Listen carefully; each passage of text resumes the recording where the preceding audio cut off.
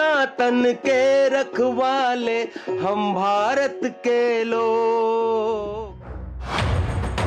8 मई 1945 को जर्मनी के बिना शर्त आत्मसमर्पण के बाद ब्रिटेन सहित मित्र राष्ट्रों ने यूरोप में विजय की घोषणा कर दी। यूरोप में युद्ध समाप्त होने के बाद भी एशिया में जापान लड़ाई जारी रखे हुए था। अमेरिका ने 6 अगस्त 1945 को हिरोशिमा पर और 9 अगस्त 1945 को नागासाकी पर परमाणु बम गिराए और जापान ने 2 सितंबर 1945 को यूएसएस मिजूरी पर औपचारिक आत्मसमर्पण दस्तावेजों पर हस्ताक्षर कर दिए, जिससे द्वितीय विश्व युद्ध आधिकारिक रूप से समाप्त हो गया। मित्र देशों, विशेष रूप से ब्रिटेन की इस जीत में भारतीय सैनिकों का बहुत बड़ा योगदान था। ब्रिटिश सेना के तहत लगभग 25 लाख भारतीय सैनिकों ने दुनिया के विभिन्न मोर्चों पर लड़ाई लड़ी। ये द्वितीय विश्व युद्ध में ब्रिटिशर्स के लिए युद्ध प्रयासों में सबसे बड़ा योगदान था। भारतीय सैनिकों ने उत्तरी अफ्रीका, इटली और बर्मा जैसे क्षेत्रों में महत्वपूर्ण भूमिका निभाई। युद्ध में 36,000 से अधिक भारतीय सैनिकों को अपनी जान गंवानी पड़ी, 34,000 से अधिक घायल हुए और 67,000 से अधिक सैनिक बंदी बनाए गए। विश्व युद्ध के दौरान भारतीय सैनिकों को उनकी वीरता के लिए 31 विक्टोरिया क्रॉस दिए गए, जो ब्रिटिश साम्राज्य में दिए जाने वाले सबसे प्रतिष्ठित पुरस्कारों में से एक थे। कुल मिलाकर 4028 पुरस्कार भारतीय सैनिकों की वीरता के लिए दिए गए। भारतीय सैनिक ब्रिटेन के लिए युद्ध के मैदानों में अपना रक्त बहा रहे थे। वहीं ब्रिटिश सरकार और विशेष रूप से ब्रिटिश प्रधानमंत्री विंस्टन चर्चिल के उदासीन रवैये के कारण बंगाल में पड़े अकाल में लाखों भारतीय अपनी जान गंवा रहे थे। बंगाल में जनवरी 1943 में जबरदस्त तूफान आया और तूफान ने बंगाल में चावल की फसल को बहुत कुछ नुकसान पहुंचाया। बावजूद इसके बंगाल में अनाज का उत्पादन नहीं घटा। सच तो ये है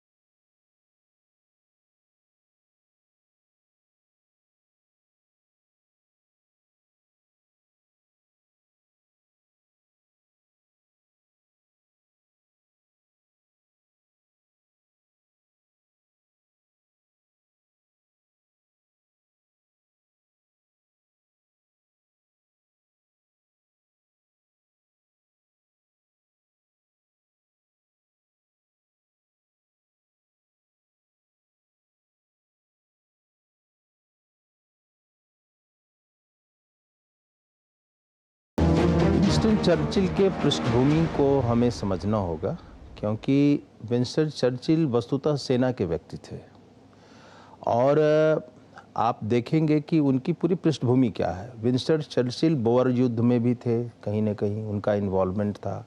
फर्स्ट वर्ल्ड वार में भी उनका इन्वॉल्वमेंट था। और एक व्यक्ति जिसकी पृष्ठभूमि सेना की है, और हम लोग बहुधा बात करते हैं मुसोलिनी की, हिटलर की, कि वहाँ नाजीज़म था, वहाँ नात्सीवाद था, लेकिन ये भूल जाते हैं कि जो पुराने उपनिवेशवादी देश थे वहाँ उनकी शासन सत्ता में कौन लोग थे। क्या हिटलर से कम बड़ा तेवर साम्राज्यवाद का विंस्टन चर्चिल के पास था? विंस्टन चर्चिल के पास सैन्य युद्धों का एक बहुत लंबा अनुभव था और वो कंजर्वेटिव पार्टी के लीडर थे। कंजर्वेटिव पार्टी भारत में ब्रिटिश शासन को बनाए रखने की पूरी पक्षधर थी वो अपने को लिबरल्स कहते थे, लेकिन विंस्टन चर्चिल लेबर पार्टी के पूरे नीतियों के साथ कभी समझौतावादी नहीं हुए थे। तो भारत उनके लिए सिर्फ और सिर्फ एक उपनिवेश था। वो भारत की जनशक्ति, भारत की आर्थिक शक्ति का उपयोग ब्रिटिश राज्य के उत्कर्ष और विजय के लिए देखना चाहते थे। और उनके सामने दो स्थितियां थीं जो सारे विंस्टन चर्चिल के नीतियों और उसको प्रभावित करता है। फ्रांस की हार के बाद ग्रीक के मोर्चे पर, क्रीट के मोर्चे पर, सिंगापुर के मोर्चे पर ये जो लगातार हारें हुई थीं, तो इसमें ये जो विंस्टन चर्चिल नामक जो चरित्र है वो इंग्लैंड से मैन पावर की सप्लाई करने में कहां सक्षम हो सकता था? कितना बड़ा देश था इंग्लैंड। दूसरी बात, जो सेना के लिए खाद्य आपूर्ति था, ये इंग्लैंड के किस कॉर्नर में खाद्य का इतना बड़ा कटोरा था कि ये ब्रिटिश सेना की खाद्य पूर्ति कर देता? हर मोर्चे पर तो इनके युद्ध और उस समय हार की स्थिति थी और जापान जीत रहा था। और जापान ने जब बर्मा पर आक्रमण कर दिया तो चावल की सप्लाई जो बर्मा से भारत में होने की संभावना थी, वो संभावना भी खत्म हो गई। तो इसलिए यह व्यक्ति मृत्यु पर ध्यान नहीं दे रहा था कि कितने भारतीय मर रहे हैं। गांवों से लोग भागकर कलकत्ता की ओर जा रहे थे कि शायद कोई वहां रोजगार मिल जाए। मुद्रास्फीति की समस्या को समझिए। सेकेंड वर्ल्ड वॉर में इन्फ्लेशन इतने चरम पर चला गया कि कंपनी वेजेज के रूप में श्रमिक को पैसा दे रही थी, उस पैसे से किसी भी प्रकार का खाद्यान्न खरीदा नहीं जा सकता था। यह एक काला पक्ष है उस समय के ब्रिटिश नीति का। अकाल के कारण लोग भूख से दम तोड़ रहे थे, सड़े गले खाने तक के लिए आपस में लड़ रहे थे। लोग भूख से तड़पते अपने बच्चों को नदी में फेंक रहे थे। कितने ही लोग ट्रेन के सामने कूदकर अपनी जान दे रहे थे। बहुत से लोग पत्तियां और घास खाकर जिंदा रहने की कोशिश कर रहे थे। लोगों में इतनी भी शक्ति नहीं थी कि ब्रिटिश सरकार की अमानवीय नीतियों के विरुद्ध प्रदर्शन कर सकें। अकाल से वही लोग बचे जो रोजगार की तलाश में कलकत्ता चले आए थे। इस त्रासदी के बावजूद ब्रिटिश क्लबों और घरों में पार्टियां कर रहे थे और बाहर सड़कों पर भूख से दम तोड़ने वाले लोगों की लाशें चील और कौवे खा रहे थे। मानव सभ्यता के इतिहास में यह अकाल इसलिए नहीं याद किया जा सकता है, इस रूप में इसे हमें नहीं लेना होगा कि केवल अन्न का अभाव एक कारण था। इसके पीछे जो ब्रिटिश नीति थी उसको समझने की आवश्यकता है। और इसमें जो एक पूरा चरित्र है विंस्टन चर्चिल का, वो कहीं ना कहीं एक औपनिवेशिक और साम्राज्यवादी शक्ति के रूप में महत्व इसलिए रखता है कि औपनिवेशिक और साम्राज्यवादी दृष्टि से किए गए शासन में किस प्रकार की अमानवीयता का परिचय दिया गया था। इस अकाल के ऊपर दो प्रकार के अध्ययन हमारे समक्ष आए हैं। एक जो कहती है कि बंगाल में 12वीं शताब्दी से लेकर 20वीं शताब्दी तक के एग्रारियन पैटर्न में कृषकीय व्यवस्था में कोई आमूलचूल परिवर्तन नहीं हुआ था। ब्रिटिश उपनिवेशवादी इतिहासकारों ने यह भी कहा कि 1920 से 41-42 के बीच में बंगाल की जनसंख्या में अप्रत्याशित वृद्धि हुई थी और उसका कारण यह था कि मृत्यु दर में कमी आ गई थी। यह साम्राज्यवाद के बचाव का पक्ष है। दूसरा यह कहा गया कि उत्पादन चावल का काफी कम हुआ था। रिपोर्ट से बताते हैं कि बंगाल में एक वर्ष में चावल का 3 बार और कम से कम 2 बार बृहत उत्पादन होता है और पूरे भारत के चावल उत्पादन का 1/3 हिस्सा अकेले बंगाल से उत्पादित होता था, जो वहां का मुख्य भोजन था। तो हमें यह देखना होगा कि क्या 1932 से यदि हम 42 तक का इस 10 सालों का अध्ययन करें, जिसके दस्तावेज ब्रिटिश सरकार के पास थे और हैं, कि चावल की उत्पादकता में बहुत बड़ी कमी थी, तो ऐसा स्पष्ट नहीं होता है कि चावल की उत्पादकता में बहुत बड़ी कमी हुई थी। बंगाल की इस त्रासदी में 30 लाख से ज्यादा लोग मारे गए। इन मौतों के लिए ब्रिटेन के तत्कालीन प्रधानमंत्री विंस्टन चर्चिल को सबसे ज्यादा जिम्मेदार माना गया। बंगाल में लोग भूख से मर रहे थे, लेकिन द्वितीय विश्व युद्ध के कारण ब्रिटिश प्रशासन और अधिकारी अनाज की जमकर जमाखोरी कर रहे थे। जमा किए गए इस अनाज का छोटा सा हिस्सा भी अगर अकाल पीड़ितों के बीच बांट दिया जाता तो लाखों लोगों को मरने से बचाया जा सकता था।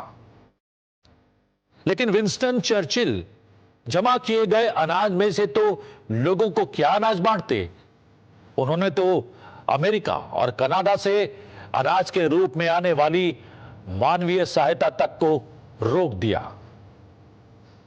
समस्या क्या थी? मूलभूत समस्या यह थी कि मिलिट्री, पैरामिलिट्री, अर्धसैनिक बल और पुलिस तंत्र जो इतना विशाल खड़ा किया गया था और युद्ध कितने समय तक द्वितीय विश्व युद्ध चलने वाला है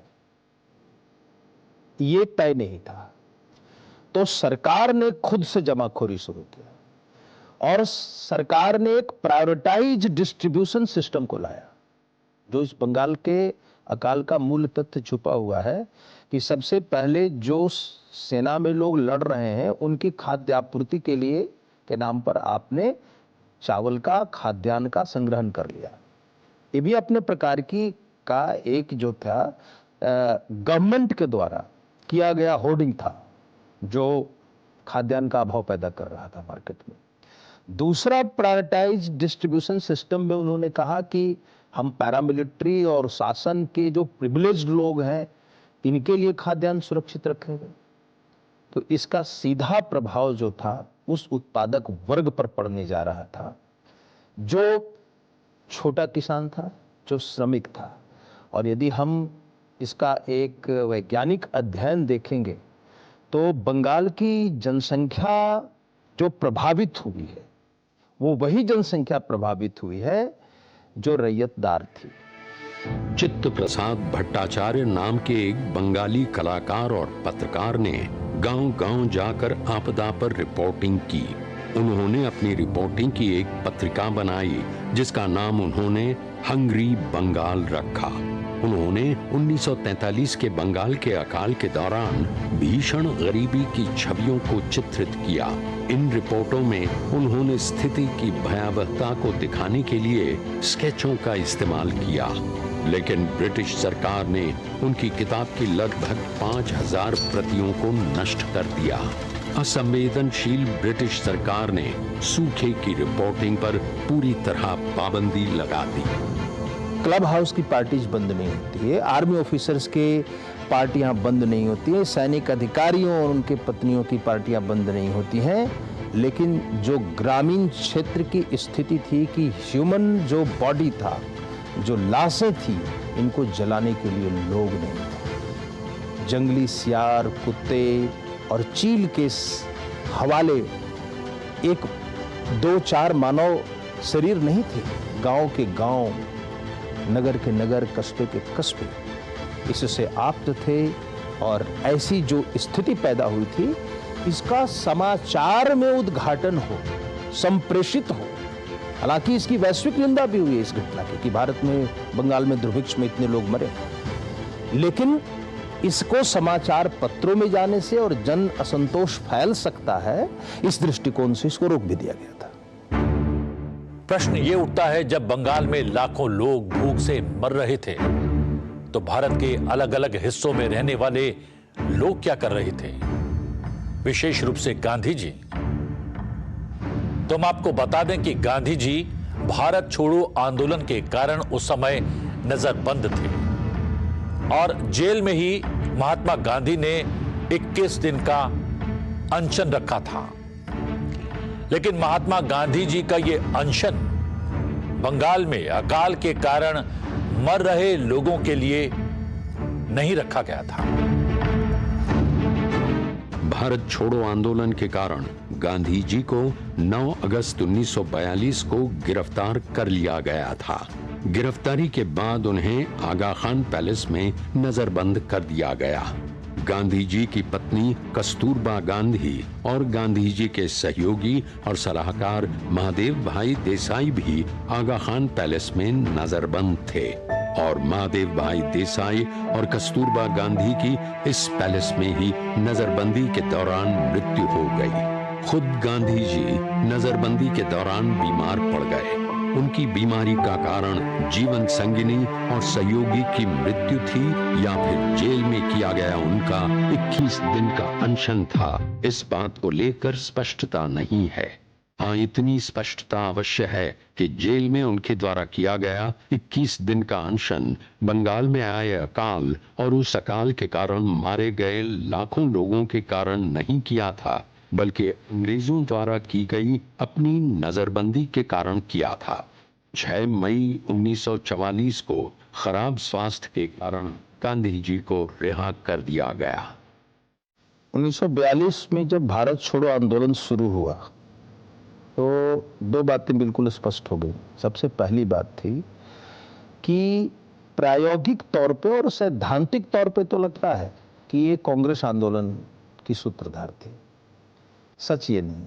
आप सारी रिपोर्टिंग, सारी फाइल, अभिलेखीय साक्ष्य को पढ़ेंगे तो उससे बिल्कुल क्लियर है और इसको दुनिया मानने लगी है कि it was like a spontaneous revolution. यह आत्मस्फूर्त, स्वस्फूर्त आंदोलन था।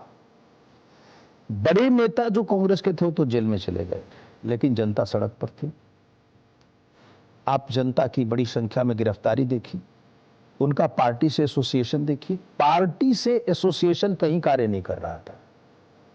ये जनता का अपना आत्मनाद था, स्वविवेक था। 6 मई 1944 में अपनी रिहाई के बाद गांधी जी ने कुछ दिन स्वास्थ्य लाभ लिया, लेकिन बंगाल के अकाल और अकाल के कारण हुए मौत के तांडव पर कुछ विशेष प्रतिक्रिया नहीं दी। हां, भविष्य के भारत की आर्थिक व्यवस्था पर काम करना शुरू कर दिया, जिसे गांधीवादी योजना कहा गया। 1944 में श्रीमन नारायण अग्रवाल ने गांधीवादी योजना लिखी, जिसमें उन्होंने गांधीवादी आर्थिक विचारों के आधार पर लघु इकाई उत्पादन और कृषि को बढ़ावा देने पर जोर दिया। गांधीवादी योजना की मुख्य विशेषता आर्थिक विकेंद्रीकरण यानी इकोनॉमिक डिसेंट्रलाइजेशन थी। इस योजना में आत्मनिर्भर गांव और कुटीर उद्यमों पर जोर दिया गया। गांधी जी के एक बहुत चरम अनुयायी थे श्रीमन नारायण अग्रवाल जी। तो ये इटावा के रहने वाले थे और अर्थशास्त्र में इनकी दीक्षा थी, इनकी शिक्षा थी। तो गांधी जी ने एक पूरा प्रकल्प तैयार किया था, नीतिगत गांधी योजना है, जिसमें अग्रवाल साहब का बहुत बड़ा योगदान भी था, लेकिन एक गांधी जी के विचारों के अनुरूप था। इसमें 3 केंद्रीय बिंदु क्या थे कि देश को कृषि अर्थव्यवस्था का राष्ट्र हम मानते हैं, स्वीकारते हैं, और कृषि अर्थतंत्र को बनाए रखने में भारत का भला है, क्योंकि इसकी जनसंख्या काफी अधिक है। पहला चीज तो है। दूसरी चीज वो मानते थे कि आर्थिक शक्तियों का विकेंद्रीकरण होना चाहिए। आर्थिक उपागम के जो शासन साधन हैं उसका विकेंद्रीकरण हो, वो शक्तियां केंद्रीभूत किसी पूंजीवादी वर्ग में न हो। लेकिन गांधी जी पूंजीवादी शब्द का प्रयोग नहीं करते थे, क्योंकि कैपिटलिस्ट क्लास कहने से विरोधाभास पैदा हो सकता था। गांधी जी के साथ जमनालाल बजाज थे, आद्रे श्री रानी की भी कहीं न कहीं गांधी जी के प्रति सिंपैथी थी। बिड़ला जी की गांधी जी की जो राजनीतिक निर्धनता थी, जो द्रष्टव्य थी उनके आवास में, विचार में, उसको मेंटेन करने का काम बिड़ला जी करते थे। तो इसलिए वो पूंजीवाद शब्द का नाम नहीं ले सकते थे। फिर भी गांधी जी ये कहते थे कि कोई भी जो आर्थिक शक्ति है वो केंद्रीभूत ना हो जाए, कुछ एक हाथों में ना जाए, उसका विकेंद्रीकरण हो। तीसरा उनका जो जोर था, जिसका प्रतीकात्मक स्वरूप चरखा और खादी के आंदोलन में हमें दिखाई पड़ता है, उसको बृहद रूप में जाने तो वह कुटीर उद्योग है और कृषि आधारित उद्योग है। तो गांधी जी ने एक विचार तो किया है कि देश में दुर्भिक्ष और विपन्नता की ऐसी स्थिति न रहे, उसका मॉडल क्या हो। तो जो गांधीयन मॉडल है उसको हम चरखा मॉडल कर सकते हैं, खादी मॉडल कर सकते हैं। लघु उद्यम, कुटीर उद्यम और गृह आधारित उद्योग के गांधी जी पक्ष में थे, यह एक सत्य है।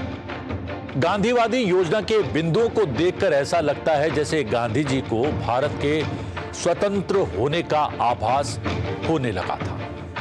शायद इसलिए वो भारत के लिए उपयुक्त आर्थिक तंत्र विकसित करने का प्रयास कर रहे थे और गांधीवादी योजना उसी का एक परिचायक थी। इधर गांधीवादी योजना सामने आई और उधर द्वितीय विश्व युद्ध जीतने वाले ब्रिटेन की कमर आर्थिक बोझ से टूटने लगी। युद्ध में हुए आर्थिक और सामरिक नुकसान और ब्रिटिश सेना में काम करने वाले भारतीय सैनिकों की बगावत के कारण ब्रिटेन में भारत को स्वतंत्र करने और भारत के स्वयं के संविधान को तैयार करने की सुगबुगाहट शुरू हो गई। काफी चर्चा के बाद जुलाई 1945 में ब्रिटेन ने भारत संबंधी अपनी नई नीति की घोषणा की और भारत की संविधान सभा के निर्माण के लिए एक कैबिनेट मिशन भारत भेजा। हम भारत के लोग, हम भारत के लोग,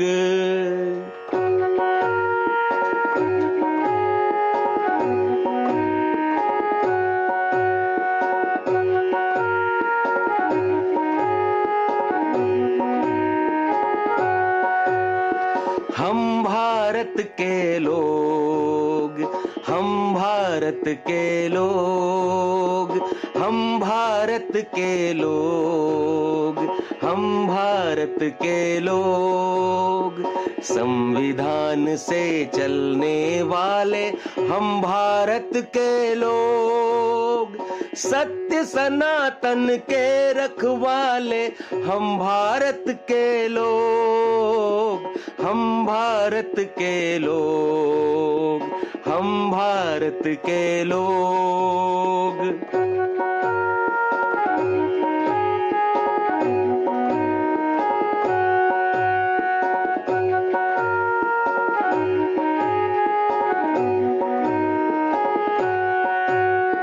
राम राज्य के आदर्शों को संविधान से जोड़ा, लोक संस्कृति और सभ्यता को विधान से जोड़ा, संकल्पों से बढ़ने वाले हम भारत के लोग, सत्य सनातन के रखवाले हम भारत के लोग, हम भारत के लोग, हम भारत के लोग।